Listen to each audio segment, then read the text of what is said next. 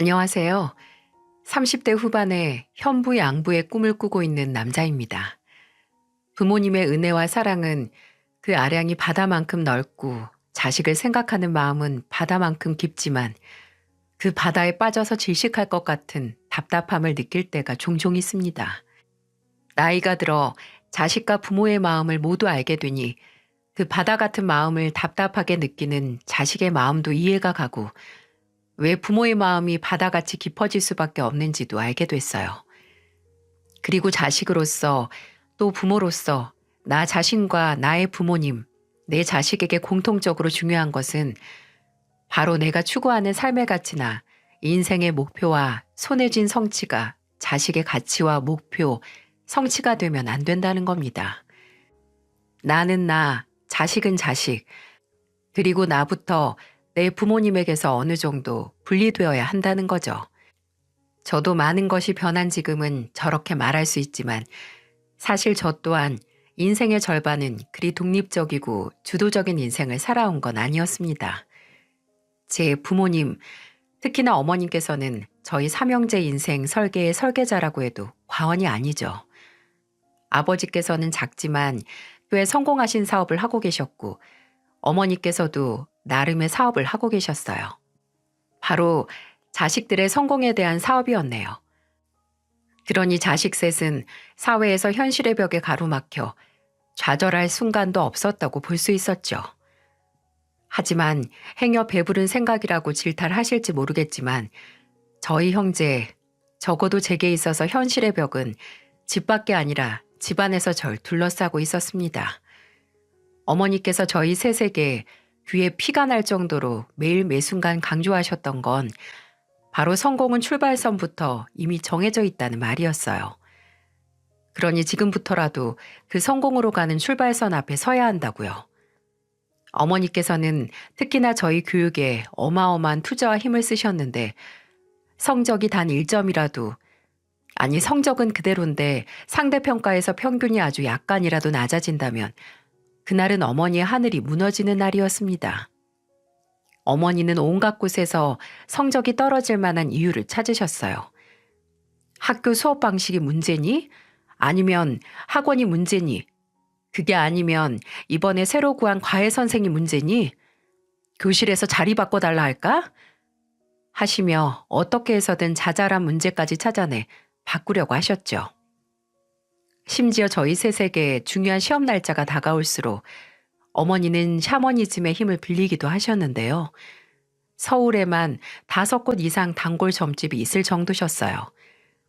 가서 어느 방향의 자리에 책상을 두면 공부가 잘 되고 시험 날은 무슨 색 속옷을 입어야 하며 가방에 베개 아래에 이 부적을 두면 잘 풀린다는 걸 들어오셔서 다 실행해 내셨어요. 어린 나이에 어머니가 당장 속옷에 부적을 꿰매 붙여주시고 학원까지 쫓아와 제가 앉는 자리, 선생님의 성향, 또 선생님이 사용하는 문제집에 출제하는 모의고사 문제 유형까지 일일이 다 간섭하고 심지어 종종 수업까지 참관한다고 나오면 창피해서 당장 그 학원 그만두고 싶었죠. 그런 어머니에게 저희 모두 몇 번의 반항을 했지만 돌아오는 건 창백해진 어머니의 얼굴과 파리채, 리코더, 때로는 주먹이 쓰이는 메타작이었고 한이 섞인 내가 나 좋자고 이래? 다 너희 잘 되라고 이러는 거잖아. 라는 질타였죠. 저희 셋은 정말 잘 되긴 했습니다. 큰형은 어머니의 바람대로 의대에 가서 성형외과 의사가 됐고 그나마 가장 반항적인 작은형은 어머니의 바람인 법조인에서 벗어나긴 했어도 유명한 공대에 가서 졸업 후 동기들과 IT 사무실을 차려 공동대표로 승승장구했죠. 저도 누구나 들으면 아라는 긍정적인 반응을 불러일으킬 만한 대학에 들어가 졸업 후 간신히 대기업에 입사를 할 수 있었습니다. 어머니의 관심과 통제가 얼마나 부끄럽고 매 순간 어머니의 발걸음을 쫓아가느라 발바닥에 불이 나는 것처럼 살았어도 어찌됐든 이러한 결과로 인해 저희 형제가 모여 어머니 얘기를 하다 보면 항상 과거 어머니에 대한 불만을 이야기하다가 결론은 자연스럽게 이런 말로 흘렀습니다. 그래도 어머니가 그렇게 해주셨으니까 우리가 지금 이러고 사는 거지. 이렇게요. 과정이 어떻든 지금 우리라는 결과가 좋으니 그게 그저 어머니의 사랑이고 부모로서 정당한 권리이며 특별히 잘못된 게 없다고 생각을 했습니다. 가정마다 저마다의 룰과 정서가 있는 거니까 우리 집은 그냥 이런 집이다 라고 그런 줄만 알았어요. 그리고 그 생각은 제가 어머니의 설계 안에서 27살을 맞이했을 때 전환점을 맞이하게 됐어요. 친한 친구의 생일에 다 같이 모여서 축하할 겸 식사를 하는 자리가 있었어요. 근데 그 자리에 생일인 친구의 여자친구도 참석을 했고 여자친구의 친구도 3명이 온다는 겁니다. 자연스럽게 4대4로 여자, 남자 짝이 맞게 됐죠. 그리고 그 자리에서 지금의 아내를 만났습니다. 아내는 다른 의미로 그 무리에서 눈에 띄는 사람이었어요. 화려한 홍학들 사이에 고고한 백로가 껴있는 느낌일까요? 특별한 자리인 만큼 여자, 남자들 모두 한껏 꾸몄는데 아내는 그 중에서 하얗고 다림질 잘 되어 있는 셔츠에 청바지, 그리고 하나로 질끈 묶은 머리와 화장기 하나 없는 맑은 얼굴이 인상적이고 눈길이 갔죠. 처음에는 아내도 문제없이 저와 만나고 연락도 받아줘서 같은 마음인 줄 알았는데 그런 아내의 호응에 기뻐서 연락을 시작하고 한 달째 되던 날 제가 선물을 줬을 때 어긋나기 시작했죠. 진수 씨 마음은 잘 알겠는데요. 내가 지금 그 마음에 부응할 만한 여건이 안 돼요. 진수 씨가 싫은 건 아닌데 내 상황이 그럴 시간적인 여유도 심적인 여유도 없어서 우리 여기까지 만나는 게 좋을 것 같아요. 진수 씨는 조건도 좋고 너무 다정하니까 금방 저보다 더 좋은 여자 만날 수 있을 거예요. 아내는 아예 작정하고 정을 때려는 사람처럼 아주 단호한 목소리로 모든 걸 말하더군요. 본인의 아버지는 류마티스 관절염이 심해서 몸이 불편하시다. 하지만 한푼이 아쉬워서 길거리 구두방을 하면서 일하시고 어머니께서는 작년에 혈액암 판정을 받으셔서 투병 중이시다. 이러니 본인이 장녀로서 부모님의 생활비와 취업 준비 중인 동생의 생활비에 조금이라도 보탬이 되기 위해 회사에서 퇴근하면 편의점 야간 알바나 인터넷 부업을 하면서 돈을 벌고 있는 거라고 하더군요. 확실히 아내는 항상 만날 시간이 없어서 제가 최대한 아내의 시간에 만나서 하루에 몇 시간이라도 잠깐 보곤 했습니다. 아내가 본인의 치부 아닌 치부까지 드러내며 제게 그러니 떠나라고 했을 때 저렇게 말은 해도 내가 싫은 건 아니라니 다행이라는 생각이 들었으면 정말 중증이었을까요? 저는 아내가 어떤 상태이든 상관이 없었습니다. 여유가 없다면 제가 그 여유를 만들어주고 싶을 정도로 아내에게 푹 빠져 있었고 무엇보다 저런 결단력과 내실이 단단한 모습이 저를 더 아내에게 끌리도록 만든 것 같아요. 한 1년 정도 아내를 그렇게 쫓아다녔어요. 일을 2개씩 하면서 평일에는 얼굴을 스쳐 지나가듯 봐도 주말에도 단기 알바를 하는 아내에게 직접 도시락을 준비해 가서 일하는 틈틈이 밥 먹이고 차로 데리러 가서 집에 데려다 주고 종종 아내의 부모님께서 병원에 급하게 가봐야 할 일이 있으면 함께 하면서 어떤 상황이라도 내가 곁에 있다는 걸 끊임없이 어필하면서 아내의 마음을 얻어냈습니다. 그리고 저희는 1년 반 정도 연애를 했고 결혼까지 약속하게 됐어요. 사실 결혼은 저를 밀어내던 아내가 먼저 말을 꺼냈습니다. 어차피 둘 다 결혼은 당연히 생각하고 있었는데 아내는 항상 혹시 편찮으신 장모님께서 우리 결혼식에 참석 못하시면 어쩌지를 걱정했었어요. 그래서 저희는 완벽하지 않아도 좋으니 최대한 빠르게 결혼식을 준비했죠. 근데 급하게 먹으면 체한다고 그냥 아내와 결혼한다는 생각에 너무 들뜬 건지 이런 방해물이 있을 줄 몰랐네요. 아버지께서는 제게 아내의 이야기를 들으시자마자 정말 만나보고 싶어 하셨어요. 젊은 친구가 어떻게 그렇게 열심히 사냐며 데리고 와서 밥 한번 꼭 먹자고 하셨죠. 근데 저는 혹시나 아내가 너무 부담스러워할까 계속 미뤄왔고요. 근데 어제 어머니께서 아무 말도 없으신 겁니다. 형들이 만나는 여자가 있다고 했을 때는 바로 형수님들의 신상 정보를 알아내시고 또 직접 봐야겠다며 만날 날을 잡으시던 분이 말이죠. 그러다 제가 아내와 결혼을 하고 싶다고 했을 때 세상 냉랭한 표정으로 어디 한번 데리고 와보라고 하시더군요. 그때 이미 부모님께서는 아내 집안 사정은 다 알고 있으시긴 했는데 세상에 그런 일이 저희 집 거실에서 일어날 줄 몰랐습니다. 아내를 처음 저희 집으로 데려가 결혼 전 인사를 시켰을 때 주로 대화는 아버지와 아내가 했어요. 저는 옆에서 말을 거들기만 했고 아버지가 아내 가족들에 대해 질문을 하시면 아내가 성심성의껏 또박또박 대답을 했죠. 근데 그러다가 어머니께서 아내 식사하는 속도를 보시고 한 소리를 하시더라고요. 근데 왜 그렇게 밥을 빨리 먹어? 누가 쫓아와요? 가만 보면 몇 번 씹지도 않고 삼키는 것 같네. 네?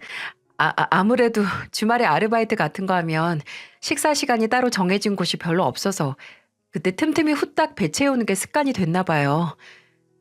아유, 그래요? 구질구질한 건 이렇게 어디서든 티가 나지. 구질구질하다는 말에 아내의 표정은 눈에 띄게 굳었고 저와 아버지는 그 표정을 어떻게든 풀어주기 위해 무슨 말이든 했어요. 근데 어머니께서는 그것마저 마음에 들지 않으셨나 본지 갑자기 들고 있던 젓가락을 탁 하고 두시더니 속마음을 내보이시는 겁니다. 내가 그래도 내 아들이 좋아한다니까 일단 집에 들이긴 했는데 지훈 양도 이 집에 들어오자마자 좀 알겠죠? 아, 이 집과 내가 사는 세계가 다르구나 하고. 어머니, 지금 무슨 소리 하시려고? 너 좀 조용히 해봐. 지훈 양, 내 말 오해하지 말고 들어줬으면 좋겠어요.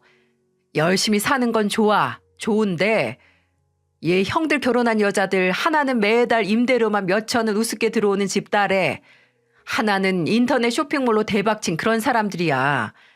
근데 그런 며느리들만 있는 우리 집안에 들어와도 괜찮겠어요? 지훈이가 지금 우리 집안 며느리 되려고 나랑 결혼하는 거예요? 그냥 나랑 부부가 되고 같이 살려고 하는 거지. 너 모르는 소리 하지 마. 나 지금 지훈 양 위해서 이런 쓴소리 하는 거니까. 물고기가 지한테 안 맞는 물에 들어가서 놀면 제명에 못 사는 것처럼 사람도 똑같아. 지 수준에 안 맞는 집안하고 가족 되면 당연히 이 정도는 각오했어야 하는 거 아니야? 아이고 이거사. 내가 너 헛키웠구나. 그저 공부만 시켜서 아주 맹탕의 현실 이렇게 몰라요. 모멸감을 주는 어머니의 말에 묵묵히 있던 아내는 끝내 눈물을 흘렸습니다. 저는 그걸 보고 당황하고 미안하고 또 어머니에 대한 원망과 분노로 입술을 바들바들 떨고 있는데 그때 아버지께서 입을 여셨습니다. 당신 천박한 소리 좀 하지 말어. 우리 아들들 우리한테나 대단하지. 지윤이네 집에 가면 뭐 하나 대단할 거 있는 줄 알아? 진수도 그저 사돈 어른 앞에서는 대견하고 소중하게 잘 키운 딸 홀랑 데려가려는 놈일 뿐이야. 수준이니 세계니 그런 소리 하지 말고 당신이나 보는 세계 좀 넓혀. 지금이 무슨 신분제가 살아있는 조선시대도 아니고 말이야. 언제까지 그런 고여서 썩은 내 나는 생각에서 나오질 않을 거야. 우리는 뭐 처음부터 이런 집에서 살았어?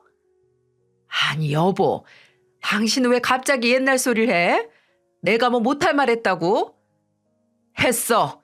충분히 못할 말 했어. 당신이 그렇게 대단하게 생각하는 우리 아들 사돈 어른애한테 욕 한 바가지로 얻어먹을 말 했으니까 이쯤 하고 지윤이한테 사과해. 어머니는 끝까지 사과를 하시려고 하지 않았지만 아버지는 단호하셨어요. 끝내 어머니는 얼버무리긴 했지만 아내에게 내가 말이 좀 심했던 것 같네요. 미안해요. 미안한데 라고 하셨고 아버지는 얼른 그 말을 미안하면 됐어. 지훈아, 네 시애미가 아들들만 공부시켰지 정작 본인은 못 배워서 그런다. 용서해 주렴. 이렇게 못을 박으셨습니다. 그나마 다행히 아버지께서는 든든한 아내의 편이 되어주셨지만 아내는 그날 이후로 저희 결혼을 좀 망설이는 것 같기도 했습니다. 그걸 눈치챈 후 초조해져서 어떻게든 내 어머니의 무례로 인해 상처받고 흔들리는 마음을 붙잡고 싶었고, 그래서 저는 나는 너에게 진심이고 어머니의 생각과 전혀 다르다는 걸 보여주고 싶었어요. 그중 하나가 장모님께 어떻게든 훌륭한 사이가 되기 위해 노력했다는 거죠. 그 당시 장모님께서는 항암 치료 중 면역력이 많이 떨어져서 입원 치료 중이셨는데, 아내와 결혼 전 일주일에 최소한 2번은 항상 장모님을 뵈러 찾아갔었습니다. 제가 매번 회사에서 퇴근하고 다시 출근하듯이 병실로 찾아가면 장모님께서는 피곤한 사람이 왜 여기까지 오냐고 괜히 미안해 하셨지만, 저는 앞으로 장모님이랑 더 자주 보게 될 텐데 더 얼굴을 익혀놔야죠 라고 말했던 기억이 나요. 하지만 아무리 가족이 될 사이라고 해도 사이가 계속 찾아가면 좀 부담스러울 수 있잖아요. 그래서 괜히 저만 신난 게 아닌가 했는데, 다행히 장모님은 제가 병실에 들어올 때마다 장모님이 항상 저를 보고 웃으시면서 우리 서서방 왔네 라고 환영해 주셨어요. 종종 같이 병실에 들어가는 아내가 엄마는 딸보다 사이가 더 눈에 들어오면 차라리 아들이라고 해 라고 입을 삐죽거린 적도 있었죠. 그러다가 결혼식을 2달 정도 앞뒀을 때 그날도 어김없이 장모님께 찾아갔었습니다. 저는 입원해 계시느라 딸의 결혼을 함께 준비하지 못하시는 장모님께 아내가 웨딩드레스를 입어본 모습이나 예식장 사진, 나온 청첩장 샘플을 보여드리고 있었죠. 그때 아내가 화장실에 갔는데 장모님이 불현듯 아내의 뒷모습을 보고 그러시더라고요. 지윤이 제가 맞이라서 좀 자기 힘든 일 있어도 내색 안 하고 혼자 속으로 썩히고 그렇지? 아무래도 그런 점 때문에 서서방이 지윤이랑 같이 살면서 답답할 때가 종종 있을지도 몰라. 그래도 그게 다 나나 지윤이 아빠가 지윤이를 고생시켜서 그런 거야. 안 그래도 살기 힘든 엄마 아빠 더 힘들게 하고 싶지 않아 생긴 습관이니까 서서방이 살면서 좀 답답하고 곁을 안 내어주고 선 긋는 것 같아도 이해 좀 해줘. 내가 우리 서서방만 믿어. 서서방이 있어서 내가 얼마나 고마워하고 또 마음이 편한지 몰라. 우리 지훈이 잘 부탁해. 어쩌면 이때 장모님께서는 알고 계셨는지 모릅니다. 본인에게 시간이 얼마 남지 않았다는 걸 말이죠. 살면서 우리는 참 신은 없고 하늘이 무심하다는 원망을 하는 순간이 있습니다. 이 경우에도 어쩜 이런 타이밍이 있을까 싶을 정도로 세상이 우주가 원망스러웠는데요. 아내와 제 결혼식 3일 전에 장모님께서 입원 중 주무시다가 새벽에 그만 숨을 거두신 겁니다. 무조건 딸의 결혼식은 참석하고 싶으시다고 함께 한복과 항암 치료로 빠진 머리를 가리기 위한 가발까지 맞췄는데 딸이 새로운 인생을 시작하는 걸 보지도 못하시고 하늘의 별이 되신 거죠. 아내는 하얀 드레스를 입기 전에 까만 상복을 입고 빈소를 지켰고, 저 또한 그런 아내 곁에서 최선을 다해 장모님을 배웅했어요. 아내는 깨끗하게 마지막 준비를 마친 장모님의 시신 앞에 무너져 차마 차갑게 식은 장모님을 제대로 만지지도 못하고 그저 얼굴만 맞댄 채 하염없이 울었습니다. 엄마 죄송해요. 엄마, 제가 너무 죄송해요. 그러니까 제발 한 번만 눈 떠주세요. 네? 엄마, 엄마. 빈소로 방문하신 저희 아버지께서는 장인어른을 부둥켜 안고 위로하시며 함께 우셨어요. 그리고 장모님의 영정 사진 앞에서 소중한 지훈이를 저 또한 딸처럼 귀하게 대할 테니 걱정 말고 이제 편찮으신 곳 없이 편히 가시라고 말씀하시며 절을 하셨죠. 실제로 아버지께서는 저희 예식장에 몇백이 되는 위약금을 치르시면서 결혼식 날짜를 미뤄주셨고 직접 저를 도와서 결혼식이 미뤄졌다는 연락을 돌리셨어요. 장모님의 영정사진 앞에서 하신 약속처럼 결혼 후 아버지는 아내의 든든한 지원군이 돼주셨습니다. 지훈이가 이제 아무 걱정 없이 살았으면 좋겠다고 하시며 서울의 아파트를 신혼집으로 얻어주시기도 했고 혼수도 아버지께서 아내에게 카드를 주시며 원하는 걸로 채워 넣으라고 하셨어요. 그리고 특히나 탐탁지 않은 결혼이지만 모친상으로 아내에게 차마 티나게 눈치를 주거나 쓴소리도 못하게 된 저희 어머니가 결혼 후 아내를 언짢은 눈빛으로 바라볼 때 그 뜨거운 눈초리에서 아내를 지켜준 것도 저희 아버지였죠. 이 이야기를 들으시면 원래 저희 아버지가 며느리들한테 다정하고 뭐든 해주는 시아버지라고 생각하실지 모르겠지만 솔직히 아들인 저조차도 아버지께서 이렇게 며느리를 예뻐하시는 분인지 예전엔 미처 알지 못했습니다. 형수님 두 분이 좋게 말하면 애교 있고 좀 나쁘게 말하면 가식적인 분들이었는데 아버지는 형수님들이 옆에서 아버님 하면서 뭐래도 그저 그래 라고 이래도 흥 저래도 흥 심드렁 하셨거든요.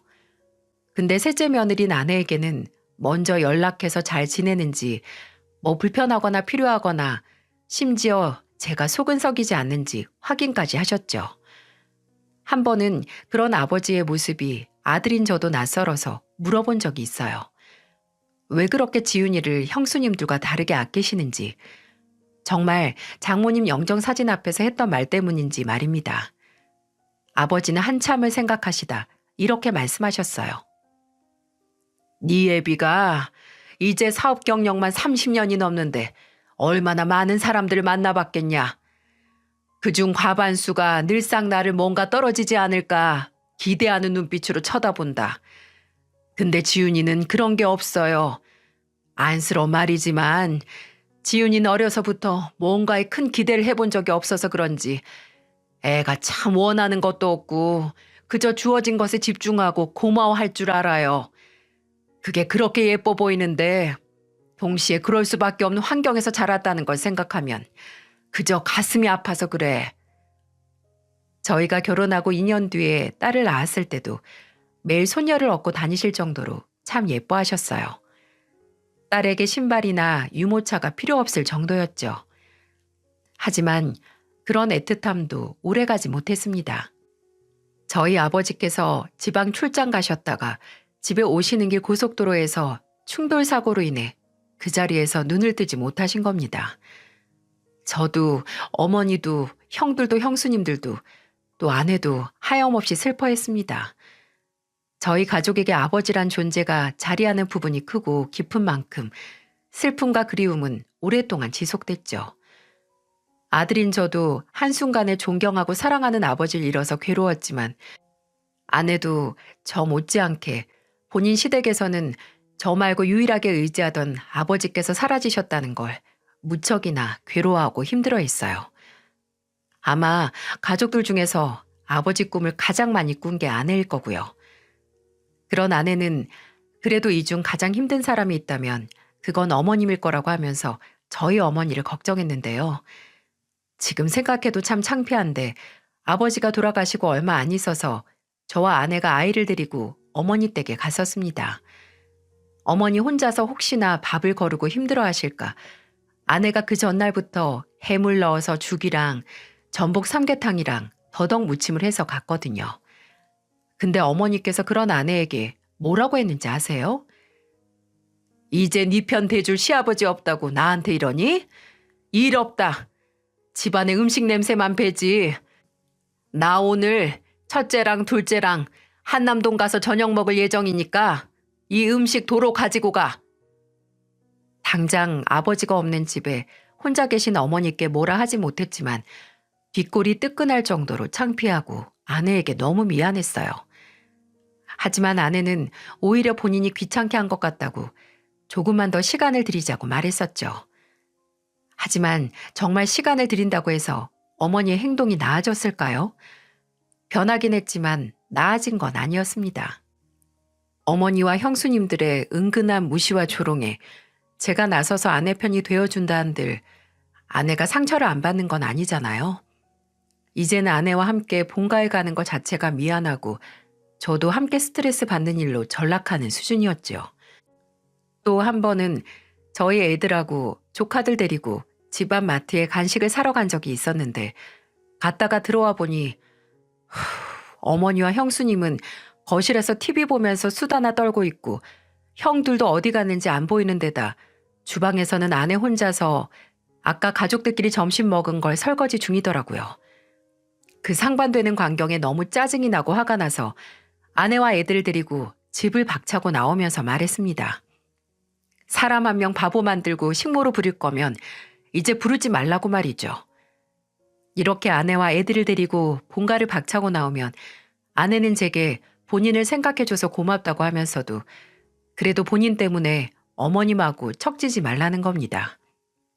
어머님이 본인을 미워하는 것과는 별개로 본인 때문에 당신이 어머니와 등 돌리고 사는 건 원치 않는다고요. 아마 장모님을 그렇게 떠나보내고 무슨 방식으로든 부모 자식이 이별하는 건 안 된다는 생각이 들었나 보더라고요. 하지만 아내가 그렇게 말해도 저는 점점 어머니와 멀어졌어요. 본가에만 가면 어머니가 장인어른을 그 구두장이라고 칭하는 걸 들어야 하는데 어떻게 아내를 데리고 가나요? 그래서 이제 명절만 되면 본가엔 가지 않고 오히려 처갓집에 가서 장인어른과 시간을 보내는 게 늘어만 같습니다. 장인어른과 술잔을 기울이고 간단한 안주거리와 함께 아내가 어렸을 때 이야기를 듣고 있으면 괜히 본가에서 기빨릴 경우도 없고 마음이 한결 더 편안했거든요. 근데 어머니는 본인 행동은 생각도 안 하시고 결혼 후 날이 갈수록 밖으로 도는 아들이 마음에 안 드신 건지 하루는 전화를 해서 제 속을 비빔밥 비비듯 제대로 비벼놓으셨어요. 진수야, 엄마가 말 길게 안 한다. 너 걔랑 5년 살았으면 많이 산 거야. 점쟁이가 그러는데 너희들이 4년 이상 붙어 살면 폐가 망신한다더라. 그러니까 이제 그만하고 이혼해라. 어? 이때 저와 아내 사이에 애가 둘이었어요. 둘. 심지어 저희 형제들 중 가장 잡음 없이 잘 살고 있었고요. 근데 그렇게 잘 살고 있는 아들에게 마치 오래 기다려줬다는 듯 이혼이라니 이게 말이 되나요? 저는 갑자기 밀려오는 피곤함에 얼굴을 쓸면서 짜증을 냈죠. 어머니, 이런 전화 할 거면 아예 전화도 하지 마세요. 이제는 또 점이에요? 어떻게 아직까지도 이러세요? 저 지훈이랑 애가 둘이고 결혼 생활도 아무 문제가 없어요. 저희 결혼 자체가 마음에 안 들면 차라리 신경을 끄고 사세요. 잘 살고 있는 아들 이혼남 만들 생각하지 마시고요. 너 그러지 말고 아예 나랑 같이 점쟁이한테 좀 가보자. 한남동에서 아는 사람만 다 아는 여잔데 네 옆에는 그 여자가 아주 남자 잡아먹는 팔자라고. 아무튼 엄마가 그냥 이혼만 하라는 게 아니라 재혼이라도 엄마가 정말 좋은 재혼자리. 글쎄 필요 없다니까요. 그렇게 재혼이 하고 싶으면 어머니나 하세요. 어머니나. 마음 같아서는 어머니한테 뭐가 쓰인 건 아닌지 정말 그 점쟁이를 찾아가고 싶더라고요. 제 딴에는 정말 심한 말을 한 건데 저희 어머니에게는 어떠한 타격도 없었나 봅니다. 아니, 오히려 더 불을 붙였다고 해야 할까요? 아내에게는 당연히 이런 이야기는 일절하지 않았는데 며칠 뒤 퇴근하고 집에 돌아와 보니까 현관까지 마중을 나온 큰애가 심각한 얼굴로 그러는 겁니다. 엄마가 울고 있다고요. 저는 놀라서 안방으로 갔는데 정말 아내가 침대에 걸터 앉아서 서럽게 울고 있고 둘째가 그런 엄마 곁에 앉아서 같이 울고 있는 겁니다.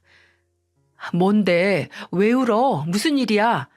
라고 아내에게 다가갔는데 아내는 저를 보자마자 더 크게 울면서 제 가슴을 퍽퍽 때리기 시작했어요.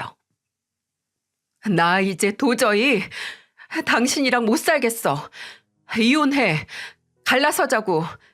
내가 대체 뭘 잘못했다고 당신이랑 결혼해서 이런 모욕을 들어야 돼? 우리 아버진 뭐가 부족하고 뭘 잘못했다고 나 때문에 그런 조롱을 받으셔야 하냐고. 대체 왜? 당신 집안이 도대체 뭔데? 아내 울음소리가 커지고 저를 때리기 시작하니 애들은 더 울고 둘째는 아빠 때리지 말라고 아내에게 매달리고 아주 아비규환이 따로 없었습니다. 일단 아내를 진정시키고 대체 무슨 일이 있었는지 물었는데 그 얘기를 듣고 저도 아내를 따라서 서럽게 울고 싶었어요. 그날 낮에 장인어른이 하시는 구두방으로 저희 어머니가 찾아가셨다고 합니다. 장인어른은 결혼식 후에 거의 처음 보는 저희 어머니를 보고 반가워하셨지만 저희 어머니는 장인어른이 앉으라고 내어준 자리에도 앉지 않고 이 말만 하셨다고 해요. 이렇게 좁은데 오래 있는 것도 폐인 것 같아서 제가 본론만 말씀드릴게요. 진수랑 지훈이 같이 산 지 4년이나 지났고 애들도 둘이나 되고 살 만큼 산 것 같은데 이제 그만할 때도 되지 않았나 해서요. 네? 아니 사부인, 갑자기 그게 무슨... 솔직히 지훈이 처음부터 제 마음에 차는 애도 아니었고 그래도 내 아들이 하도 원하니까 며느리로 받아들였는데 도무지 몇 년이 지나도 제 마음에 차는 구석이 하나 없네요. 우리 진수한테도 별 도움도 안 되는 것 같고 처음에는 뭐 사랑으로 했다고 해도 시간이 지날수록 뭐라도 서로에게 윈윈으로 도움이 돼야 하지 않을까요? 진수 1살이라도 젊을 때 좀 안정적이고 좋은 집안에 다시 장가 보내고 싶으니까 이쯤에서 따님 마음 좀 돌려주셨으면 좋겠네요. 제가 맨입으로 가라는 건 아니고 위자료 겸 1억 준비해 드릴 테니까 깔끔하게 이혼하라고 지훈이한테 말 좀 전해주세요. 이거 소송으로 가면 1억은커녕 몇 푼 받지도 못하고 지훈이가 쫓겨나다시피 할 거예요. 그럼 애들도 단독 양육권 소송해서 저희가 키울 거고요. 장인어른은 이해도 안 되고 아예 말이 안 되는 어머니의 말에 당황해 하셨지만 지훈이가 먼저 말하기 전까지 나는 모르는 일이라고, 그건 내가 결정할 게 아니고 지훈이나 서서방이 결정할 일이니까 괜한 참견으로 애들 힘들게 하지 말라는 말씀을 하시고 어머니를 내보내셨다고 합니다. 하지만 좀처럼 충격은 가시지 않고 행여 딸에게 무슨 일이 있는 건 아닐까 하는 걱정에 바로 아내에게 전화해 이 말을 전하신 거고요. 아내는 그래도 저와 돌아가신 저희 아버지를 생각하면서 이 집의 며느리로서 아내로서 남고 싶었던 건데 이렇게까지 본인과 본인 가족을 무시하면 참을 수 없다며 당신 어머니 부탁대로 이혼하겠다고 울었던 거예요. 제가 무슨 할 말이 있겠습니까? 바로 납작 엎드려서 싹싹 빌었죠. 너무 미안하다고, 다 내 잘못이라고 당장 내일 장인어른한테 가서 용서를 빌 거고 지금 어머니에게 가서 당신과 장인어른에게 사과하라고 하겠다고 하고 아내와 함께 어머니 댁으로 갔습니다. 근데 저희의 등장에 어머니는 어떻게 하셨을까요? 아주 태연하시더군요. 마치 저희가 올 거라는 걸 예상하셨던 사람처럼 아무렇지 않게 문을 열어주시더니 말씀하셨습니다. 네 아버지한테 들었니? 그래서 이렇게 초저녁에 남편 달고 달려온 거야? 그럼 내가 무서워서 사과할 줄 알고? 어머니, 어떻게 장인어른한테 가서 그러실 수 있어요? 정말 제 입장은 하나도 고려를 안 하시는 거예요? 왜 제 인생을, 이 사람 인생을 어머니 마음대로 조종하시려고 하시냐고요? 내가 그냥 이러는 거니?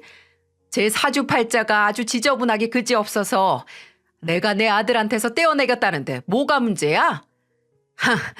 그래도 1억이면 어떻게든 효부 볼 수 있을 거라 생각했는데 얘, 네가 네 아버지 닮았나 보더라. 네 결정이라고 짓불도 없이 자존심만 센 거. 그건 자존심이 아니라 자식을 존중한다는 증거예요, 증거. 뭐든 멋대로 먼저 선택하려고 하지 않고 자식 생각해서 자식에게 먼저 선택권을 주는 게 진짜 자식을 한 사람의 인간으로서 존중한다는 거라고요. 어머님은 그런 마음 한 번 가져본 적도 없으니까 모르시겠죠. 자식을 얼마나 못 믿으면 아직까지도 본인이 뭐든 해주려고 그렇게 아둥바둥 사세요. 뭐? 너 지금 말 다 했니? 네가 나에 대해 뭘 안다고 짓거려? 지금 내가 형편없는 부모다 이거야? 부모 짓만 형편없겠어요? 시어머니 짓은 몇 배로도 형편없어요. 저 이제 어머님 며느리 안 해요. 앞으로 최소한의 예의로 애들 데리고 왔던 것도 없을 겁니다. 우리 애들도 엄마를 사람으로 취급도 안 한 할머니 보고 싶어 하지 않고요.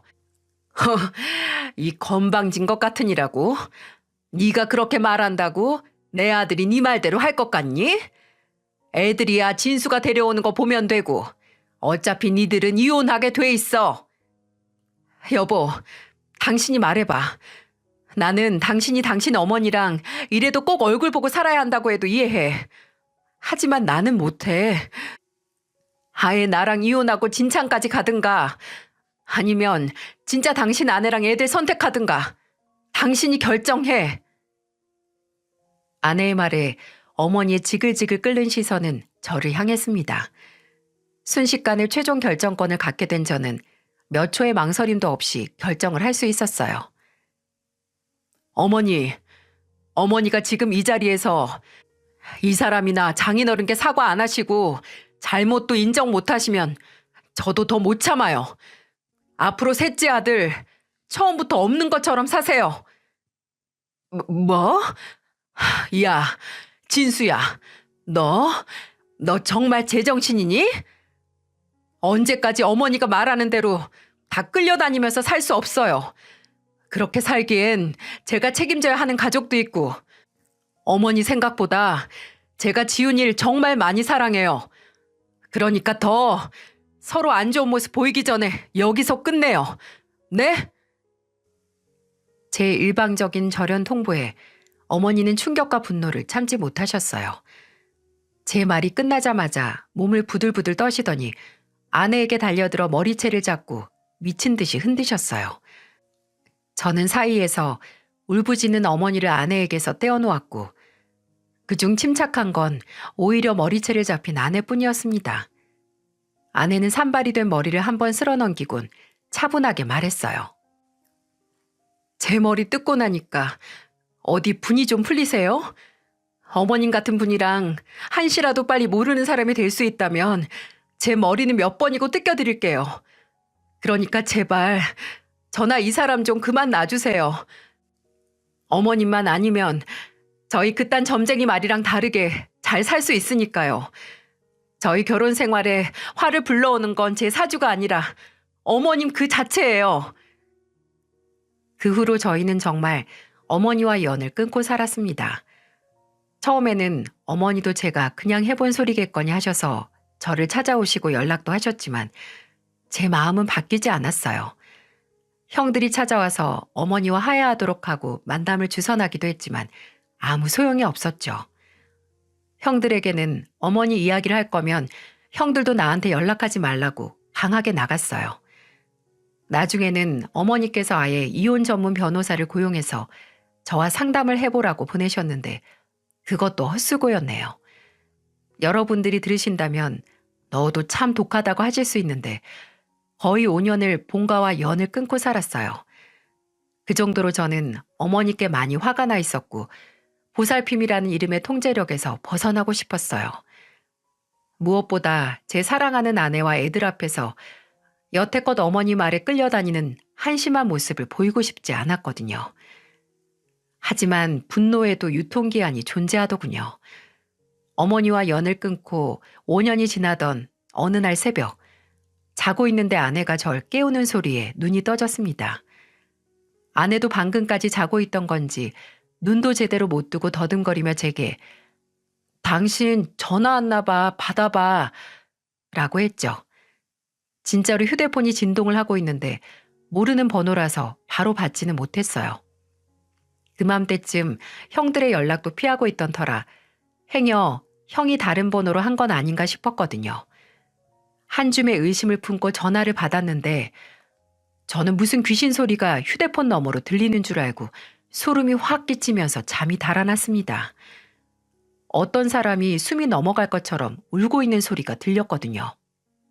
그 서러운 울음소리를 듣다가 넌지시 말을 건넸는데 진짜 전화를 건 사람은 귀신보다도 더 믿을 수 없는 의외의 인물이었습니다. 여보세요? 누구세요? 진수야, 나 좀 살려주라. 그 흐느낌의 정체는 바로 5년 만에 제게 연락을 하신 어머니였어요. 어머니는 막 꺼져가는 불씨마냥 가느다란 목소리로 계속 울기만 하셨고 못 살겠다며 당장 본인을 만나러 와달라는 말만 하셨어요. 아마 연을 끊고 2년, 3년 정도 지났다면 일 없다며 당장 끊었겠죠. 하지만 저도 참 자식이라고 5년이란 세월 동안 어머니에 대한 마음이 조금 누그러졌나 봅니다. 걱정이 되기 시작하더라고요. 저는 일단 전화를 끊고 옆에서 불안하게 저를 보던 아내에게 상황을 설명했어요. 그리고 일단 혹시 모르니 가봐야 할 것 같은데 싫으면 당신은 집에 있으라고 말이죠. 아내는 행여 어머님이 다른 생각이 있어서 연기를 하는 건 아니냐고 의심했지만 저는 뭐든 확인을 해보고 싶었어요.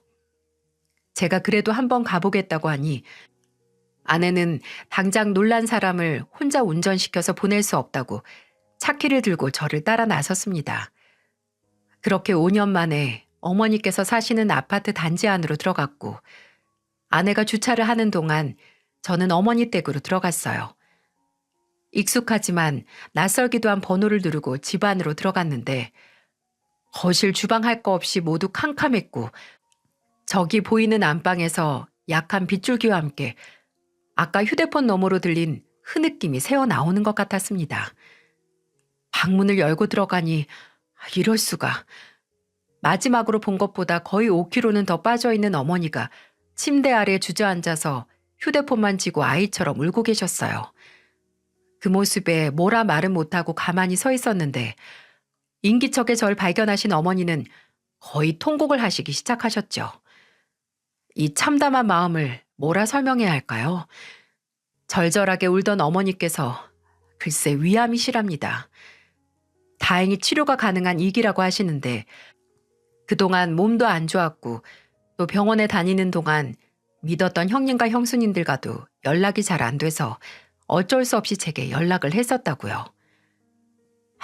거의 한 달 동안 형들이 제 휴대폰이 뜨거워지도록 전화를 한 이유가 있었더군요.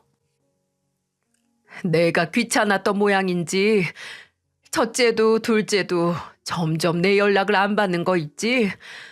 내가 병원 좀 같이 가달라고 하면 바쁘다고 나중에 같이 가겠다고 하고 네 형들은 차만 보낼 테니까 그거 타고 갔다 오라는 소리만 하고 아무리 그래도 엄마가 이렇게 아픈데 어쩜 이럴 수가 있니?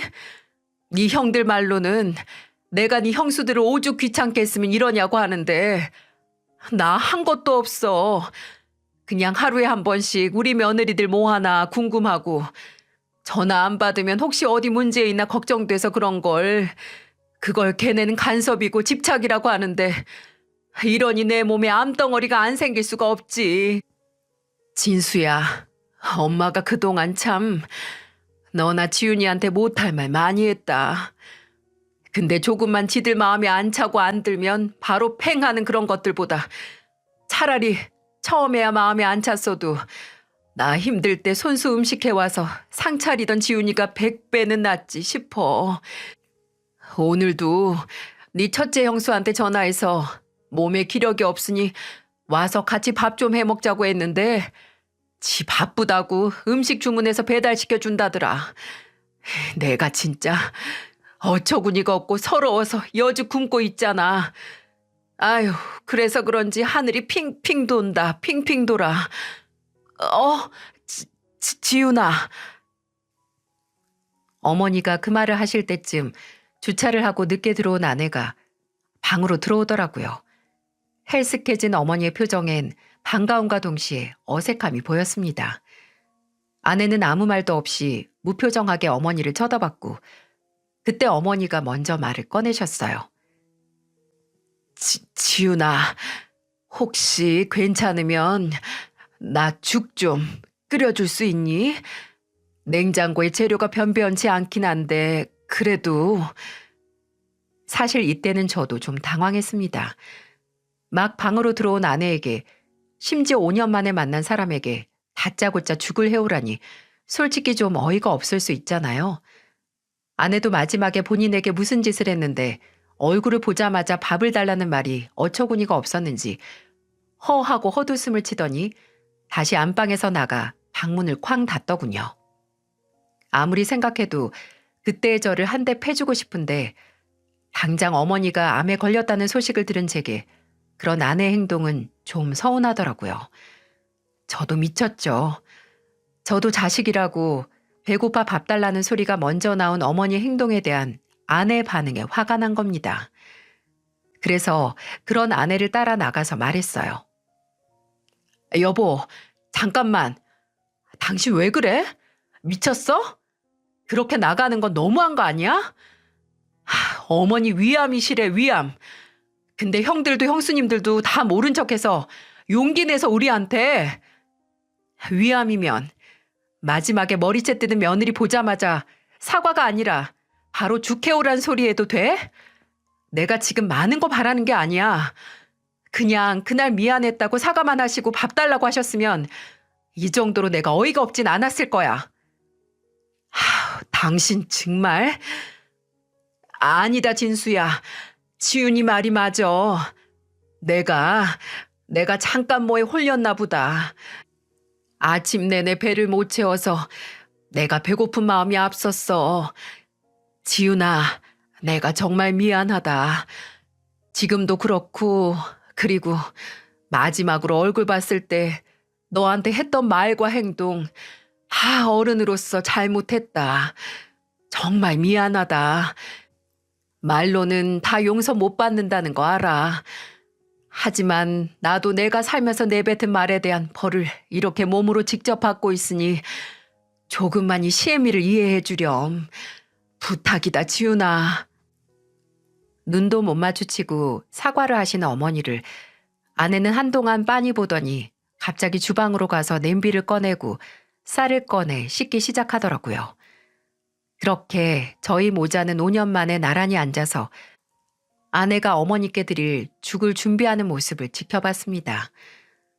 고소한 참기름을 넣은 미음 냄새가 온 집안에 가득 찼을 때 아내는 어머니 앞에 죽 한 그릇을 내어주고 죽을 쓰면서 내내 묵묵히 있던 입을 열었어요. 어머님, 솔직히 저도 아직도 어머님이 미워요. 저한테 하신 행동이 아니라 저희 아버지께 한 행동 때문에 아직도 어머니를 용서할 수가 없어요.